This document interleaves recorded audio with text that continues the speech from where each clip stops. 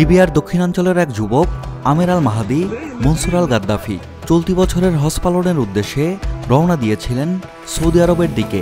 কিন্তু যাত্রা শুরুর মুহূর্তেই ঘটে গেল এক অবিশ্বাস্য ঘটনা।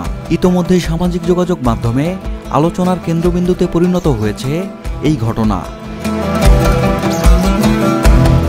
দিন কয়েক আগে ঘড়ির কাঁটায় ঠিক 12টা দুপুরের হজ ফ্লাইটের নির্ধারিত সময় আমের ছিলেন তার দলের সর্বশেষ হাজি, যিনি মিশর হয়ে সৌদি আরবের জন্য লিবিয়ার ট্রিপলি বিমানবন্দরে পৌঁছান। কিন্তু এয়ারপোর্টে পৌঁছানোর পরই নিরাপত্তা কর্মকর্তারা তাকে জানান তার পাসপোর্টে আল গাদ্দাফি নামের কারণে সিকিউরিটি ইস্যু দেখা দিয়েছে, যার কারণে তিনি প্লেনে উঠতে পারবেন না। বাকিরা বোর্ডিং শেষ করে প্লেনে ওঠে, আর আমের একা বসে থাকেন অজানা পরিণতির অপেক্ষায়। পরিস্থিতি দেখে এক নিরাপত্তা কর্মকর্তা দুঃখের সঙ্গে বলেন, আল্লাহ সবকিছুর উপর কুদরত রাখেন, হয়তো এই হজযাত্রা তোমার কপালে ছিল না। কিন্তু আমের ভয় পাননি, মুখে ছিল দৃঢ় বিশ্বাস ভরা জবাব, ইনশাল্লাহ প্লেনটি উড়বে না, আবার আসবে, আমার নিয়ত হজ, আমি অবশ্যই যাব।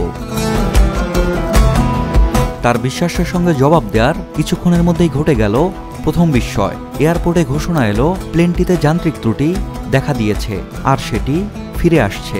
বিমানবন্দরের সবার চোখ বিস্ময়ে বড় হয়ে গেল, কিন্তু তাতেও পাইলট আমেরের জন্য দরজা খোলেননি। দ্বিতীয়বারও আমেরকে ছেড়ে প্লেন উড়ে গেল।